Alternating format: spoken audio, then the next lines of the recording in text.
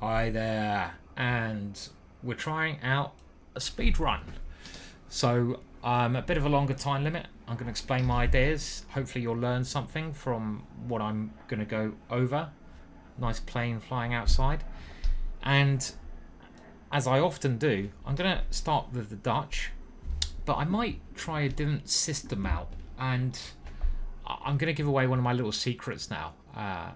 So I hope future opponents aren't watching this, but I still play the classical Dutch, which is this system. But in my last tournament, the British Championships, I was preparing another idea, which I'll share with you now. And I think I'm going to do a future course on this. It's an idea of Richard Report. First of all, we go into a Stonewall setup. So we get a nice control of the centre. In the past, I've always put my bishop on this square in the Stonewall. But in this particular line, we put it here because we've got an idea in mind. Very, very exciting idea. And my opponent, after castling, is playing very sensible. And the idea now, we bring our knight into the central square. We'll see what white now plays. And white actually plays the best move, funnily enough. He moves his knight into the centre. My idea, if he had played anything else, would have been to push this pawn. But he plays, when I was analysing this, the only line I was a bit scared about. So we now maybe have to give up on this idea because there's knight g6s. And instead, I'm going to try to get rid of this strong piece. It's always a good idea to get rid of a strong piece. Now, there is a big hole in my position here. This is what happens when you play Stonewall. But you do have good control of the centre. So can I play this move just to try and eliminate that knight? Well, we will. And now I have to move my knight backwards. I don't think this is the end of the world because my opponent's blocked his bishop in. And because it's a blocked up position, this is maybe not so important. And he's now attacking this pawn. So he might try to go here at some stage. I'm hoping I'm going to have a knight takes knight at the right moment there. I could go c6, but do I need to play that? I guess he's trying to play queen here. I like the idea of castling more. Okay, let's castle. Let's castle. I think we can castle. And my plan here will be to take this knight at some moment. To, you know, I want to change the pawn structure to my liking. Really, this is what I'm waiting to do. Now, if he tries to break with e4, again, we have to have a bit of experience about how to change pawn structure. Obviously, this is getting quite high level speed run now. My opponent is 2300. He's obviously a very good player. Could even be underrated. They generally are when they're from certain countries, including Uzbekistan. There's so many good players over there. He's coming out now to be able to take with the bishop if I capture there, which makes sense.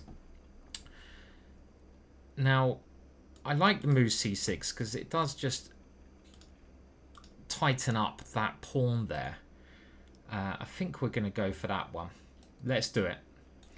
And the problem in this sort of variation is my bishop, but he's also got a bad bishop there, so I don't think this should be too bad. It's kind of a typical middle game Stonewall. Now, e4 is clearly critical.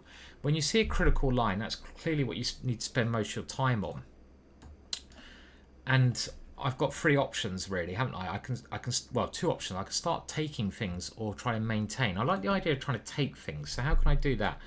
So if he goes here, the thing I'm trying to do, I'm trying to go knight h5, by the way, because if I can get rid of my opponent's dark square bishop, that would benefit me because my pawns are on light squares.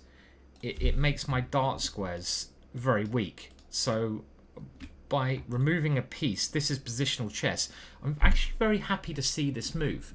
I don't know if I should be because he's obviously now got a plan, but he's locking down the structure, and that means there's less pressure against my nice stone wall. e4 is not going to be as dangerous because he's not really threatening to take anything. So I kind of like that because it gives me a bit more time. And rather than taking this knight straight away, I'm going to now target this bishop. So I'm pretty sure this will be the move I play. b6 is another thing you can attempt to do, but not obviously when it's knights on the board. So knight takes here, b6, and try to get my bishop out to a6 is something I played recently. But I think this makes sense. The only reason I'm not playing this immediately is what happens if he goes knight takes d7, bishop takes, for example, bishop e5. That could be a good way to play. So here, knight takes d7. I'd love to take the bishop, but is that possible? Knight takes f8. Knight takes g2. King takes g2. And after this, I'm exchange down. Is that right? So I've taken these three, and he's taken these three. That doesn't seem like a very good deal to me. A little bit slow sometimes at calculating. So I don't know. The problem with this is, after knight takes knight, I recapture. His bishop sits on this square. So I'm now thinking maybe I should take this. Actually, I think I should take this, because then if he takes the bishop, my knight is much more useful. I don't have to put it on the side. I'm going to bring it back here. And I want to get rid of this dark square bishop. If he goes back to f4, I can either kick it away, or maybe now b6 and bishop a6 to get this bad bishop out. Also, e5. I've got many ideas here. And this is why this might be a bad move, because, you know, e5, bishop, yeah, e5 looks good, doesn't it? Pawn takes. I take this pawn, and my pieces start freeing up. Let's play e5. If you get an opportunity to break out, why not take it? This wouldn't be possible if this pawn wasn't on c5. So if he takes here, maybe knight takes, maybe bishop takes. He's still doing okay, but I like the way the structure's changing then. He's got double pawns. If he takes to the bishop, even better for me, because I get rid of the dark squares and I get my pawn back with this lovely bishop. His bishop on g2. The weird thing is, everyone goes on in these structures about the bad light square bishop on c8. But it was Kramnik who wrote in the book Positional Play. It's a very good chapter that Kramnik, when he was concentrating on chess, wrote on the Stonewall. He was really raving about the Stonewall opening. And he mentioned that, you know, this bishop is just as good as this bishop in a number of lines. So I think pawn takes is probably key. Now, what do I take this with? If I take with the bishop is more critical, because then when his king moves, I can play queen to e7. I can try to win the pawn here. I've got to watch out for knight takes here, but that looks quite good. So he has taken this way, and now I'm just going to simply take here. I'm going to get the two bishops, get lovely dark square control.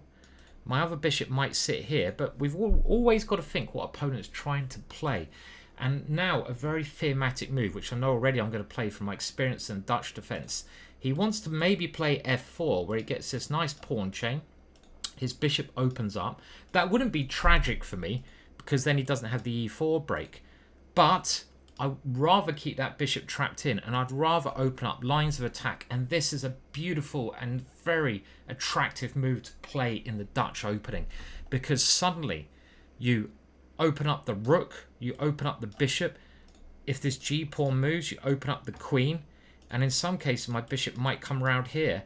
And as well as accelerating our pieces, we make our opponent's pieces very bad. So here, there's a very amusing move. Rook takes looks good, but I'm also thinking, can I bring the bishop around? Because the bishop is very strong. And I love this move. And I'm going to play it, because the bishop on f4, combined with a queen coming to h4, will start creating some deadly threats against h2. My bishop was good there, but it could even be better going this way. Now, if he goes f5, giving the pawn back to try go f4, worst case scenario, I can go rook takes, and if f4, I can take there. Maybe he should go f5, rook takes, and then bishop here, because actually his bishop is certainly worse than my bishop now.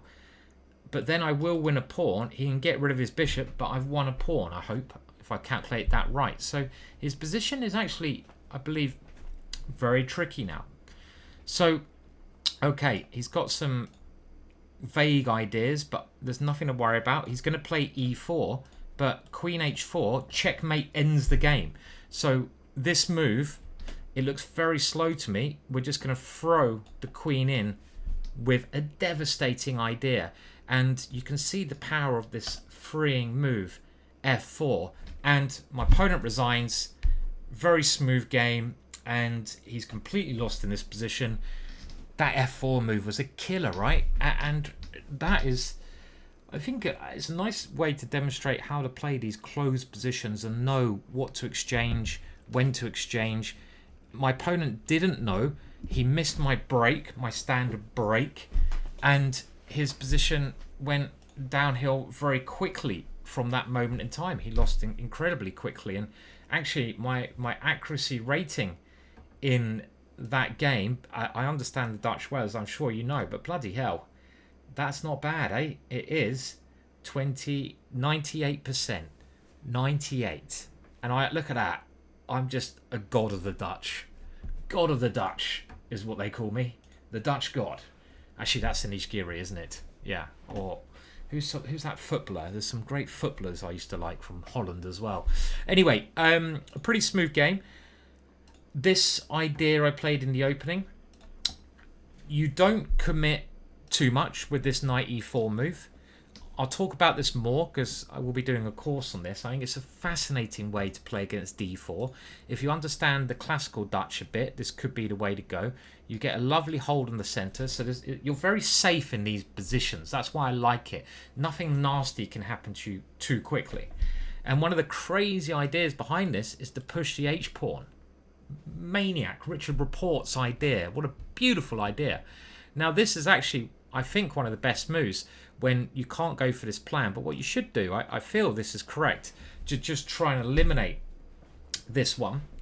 And now after f3, I remember analysing with one of the latest stockfishes this idea of taking here, which I couldn't quite make work, because you really want to play bishop check here when the knight might have f2. But after e3, I couldn't find a good way of playing this. Maybe there's something here still, but this idea of just coming back, it may look a little bit sad, but because we've got a strong center, it's okay.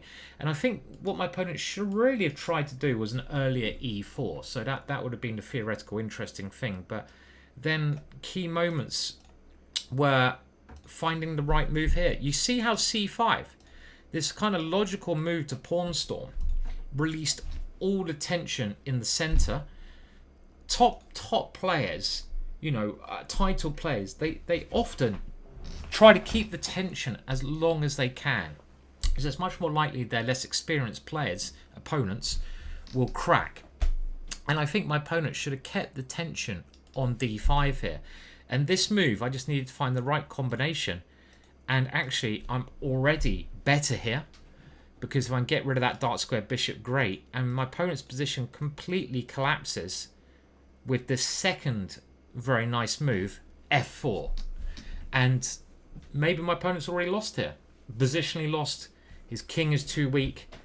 And you might think my opponent resigned prematurely, but I don't think that's the case, because how on earth does he defend against this deadly idea? h3. Look at how, I mean, whose bishop's better now, right?